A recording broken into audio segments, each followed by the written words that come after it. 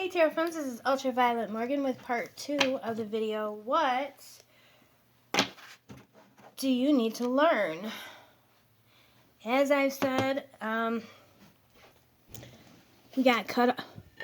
You know, when it's set for image and when it's set for video, for some reason it completely changes. So I wanted to move that into frame, but I'll probably slide it back in a minute. Alright, so we're going to be doing pile 3, which is the purple glue stick. And I just wanted to remind you all of what I said in the last video, which was, one, unfortunately my battery went low and I had to stop filming momentarily, get it charged up, and two, what this reading was about, which of course if you're coming from over there you already know, but we're reading about what you need to learn, which could be anything from a school type of subject to something about yourself. I'm leaving it completely open to whatever the message of the cards will be to let you know what you need to learn. And this is a timeless reading, so whenever it is that you're watching this, the message will hopefully come through. So, of course, let me know in the comments if your reading has resonated with you. And of course, the only people watching this video will be those who chose pile number 3. So I'm just gonna get on with it, and we'll get into the reading for pile number 3 and find out what the message is. For pile number 3, we have Justice in reverse. Justice in reverse. Okay. Then we also have the Page of Cups in reverse. The Five of Cups upright. The Six of Cups in reverse. The King of Swords. I don't know what it is, but this guy reminds me of Adam Levine, and now Adam Levine doesn't have hair and has facial hair and no hair on his head. Anyway, totally off topic. King of Swords. Okay. What else do we have? The World in reverse and the Lovers. I think this pile had the most cards out of all of the piles. So for pile number 3, it looks like one of the things that you're going to have to be learning is, unfortunately, that life isn't always fair, that dreams don't always come true, that heartbreak is real, sadness is real, maybe that you can't go home again, that sometimes we need to think with our head, not our heart, keep our defenses high.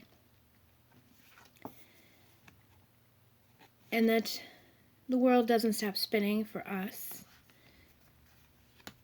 And then sometimes we have to make difficult choices, but also that there are people who are there for us during our difficult times. So really I am seeing that this is a difficult lesson that pile 3 will be going through. The Five of Cups, I want to talk about the Five of Cups a little bit. A lot of times people say the Five of Cups, they like to simplify the Five of Cups to don't cry over spilled milk. The 3 cups are tipped over, but there's 2 behind him that he's just not paying attention to that are still full.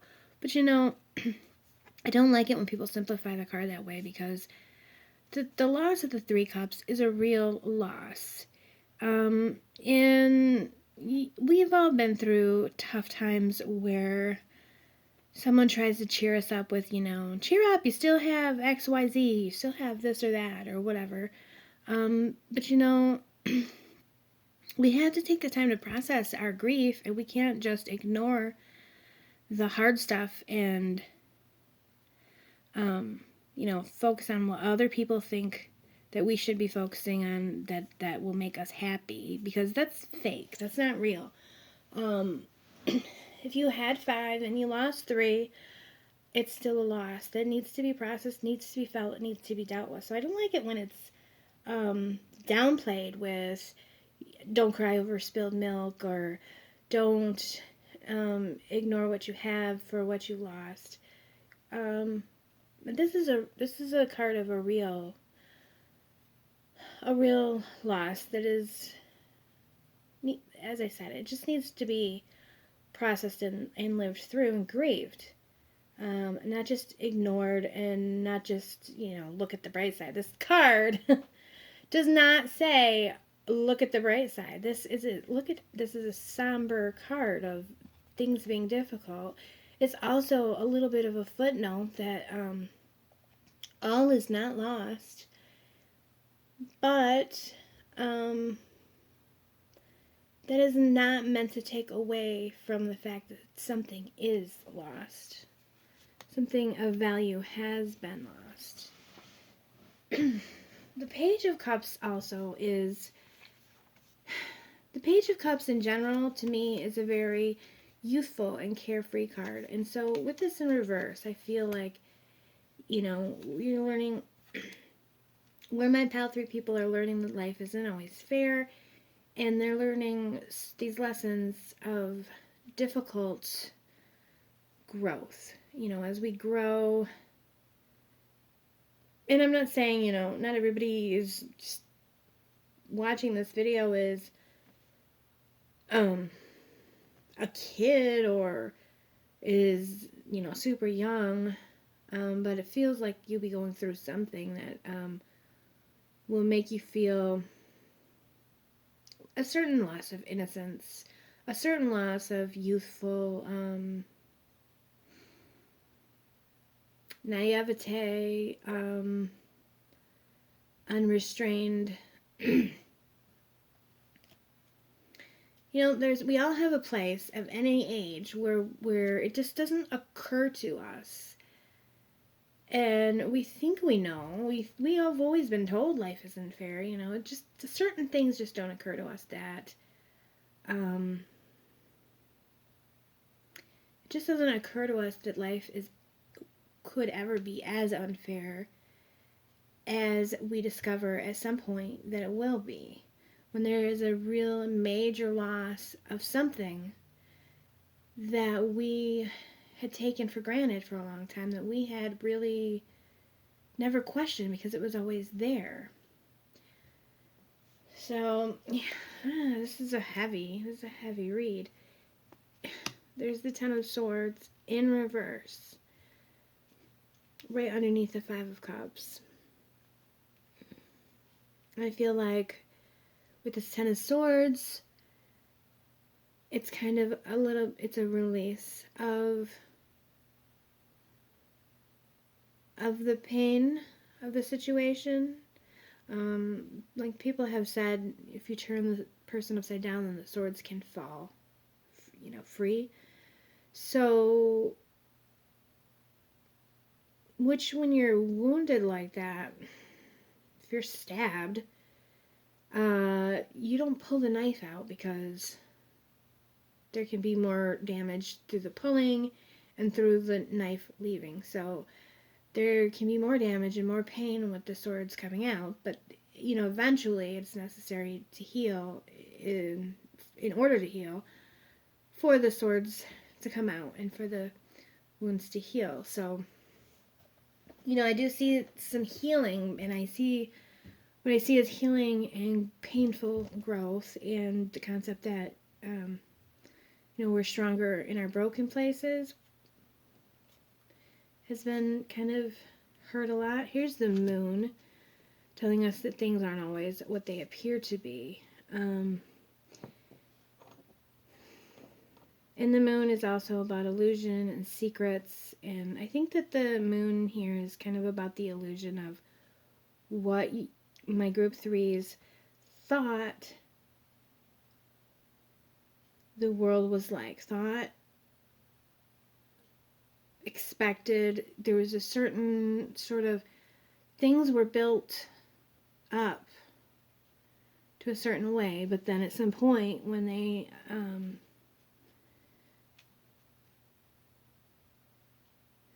for, no good reason, for no fair reason, for no right reason. Nobody did anything wrong. Things just came apart. And so now you're kind of seeing that it's not that it was an illusion, it's just that the illusion was that it was permanent, that the things being the way that they were would be the way that they would always be. Okay, now we have the Queen of Wands, which is kind of a sense of loss of vitality and hopefulness, and again, youth and vigor. I don't like I got my throat's just deciding not to be cleared up all the way. I don't know why I'm laughing, but I don't like this reading. It's depressing. I mean, what can I say? Here we have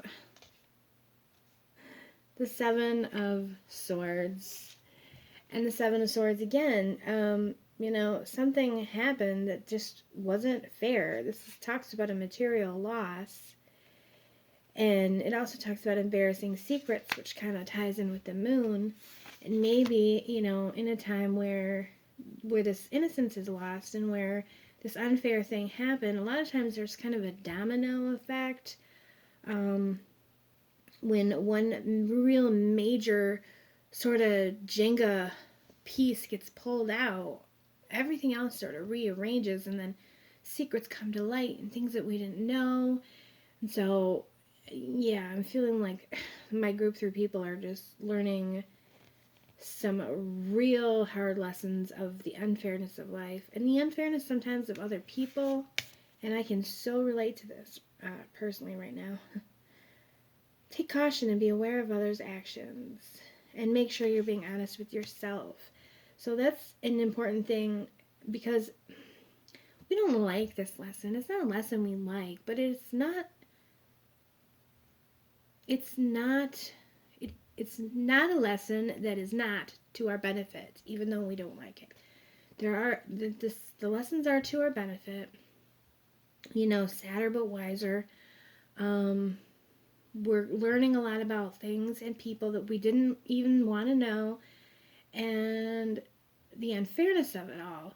And it's really important to be honest with ourselves, and because that's the only person that we can be, what's the word I want? Really, truly accountable to is ourselves. And we can learn and grow through this difficult situation. If we stay kind of tuned in with ourselves. If you are not keeping a journal at this time, I would recommend it highly. If you are, I would recommend keeping on with that habit. Even if you just get a planner that has a couple of lines for each day, and just put a few thoughts each day. You don't have to even, a journal doesn't have to be pages and pages of reflection. It can be if that's your thing. You can really learn a lot about yourself that way, and growth a lot that way. That's a sentence. You know what I mean?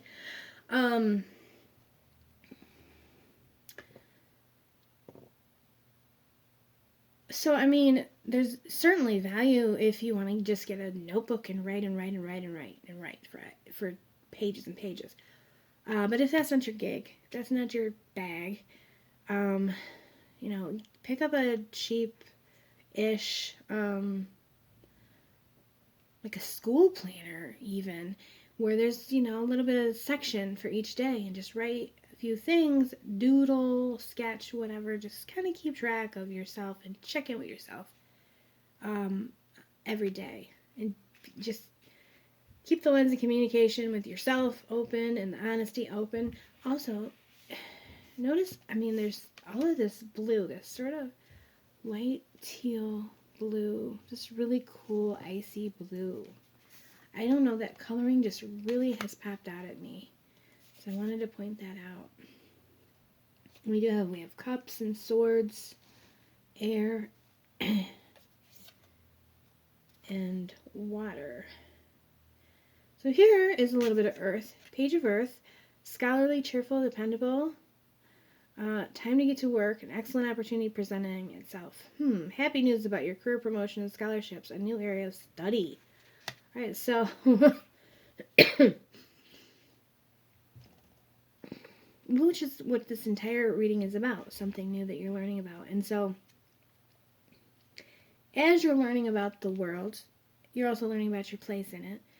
And as you're learning about the unfairness of the world, you're learning and deciding who you're going to be. How are you going to respond to those things? Are you going to say the world's not fair, so I'm not going to be fair either? Or are you going to say the world is not fair, so I'm going to do my best to put something better into the world? It's up to you, obviously.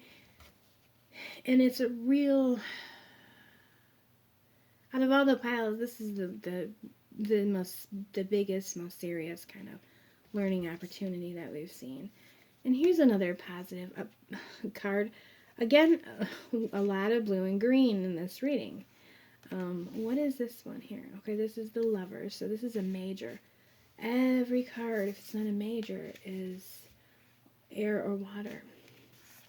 So here we have the page, or the ace, I mean. A beautiful new emotional experience, romantic relationship, or deep friendship, awakening of psychic abilities or spiritual insights. That's an interesting thought. A love letter, a new home. So, with every... A song just came into my head. With every ending comes a new beginning. What is that? Closing time? But it's true. Every ending is a new beginning. So all of the struggles and the grief and everything and all of the sort of raw emotional intensity, I think can really help you get into touch with your intuition and with maybe even with spiritual insights or psychic abilities. Or it could just be that you're starting over in a new place.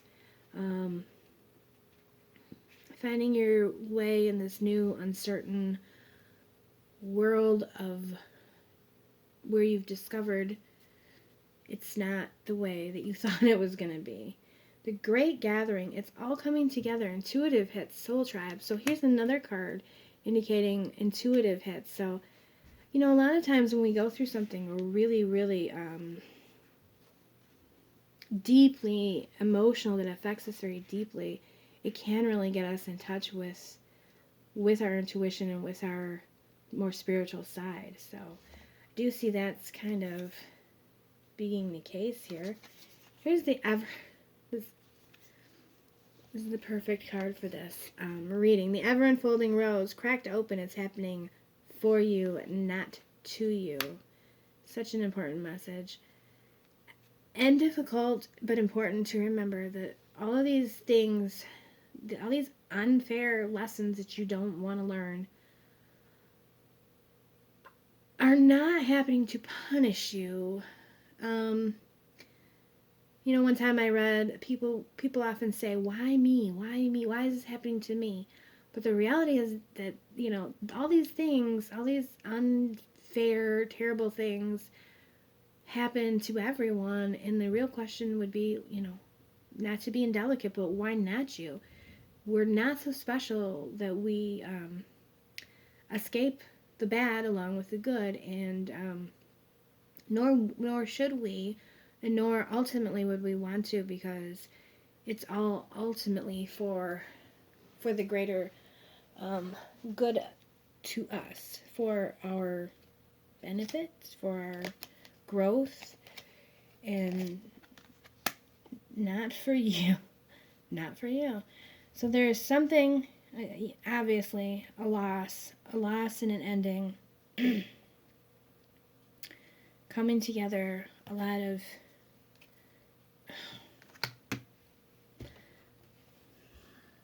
orphaned. I don't like this. I don't like this reading at all. Again, something obviously, something lost, something taken away. Not only something lost, I'm telling you, something is being lost.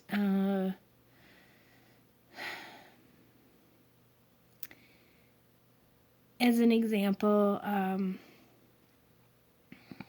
since this is orphaned, an example might be a parent passing away, and then the things that, or a grandparent, or somebody close to you, somebody you would have inherited something from that you expected, or that you at least thought would remain in the family, or family members that you thought would be there. I'm feeling like this represents a loss. One loss that leads to more that are surprising each along their way. So whereas you maybe were supposed to get something, you find out that it's after all not for you. And so I'm sorry that this reading is so heavy and so such a hard life lesson. But that is the message for pile number 3. Remember, keep in mind that it is the ever-unfolding rose and it is happening for you, not to you. Blessed be and be well. Have a great day.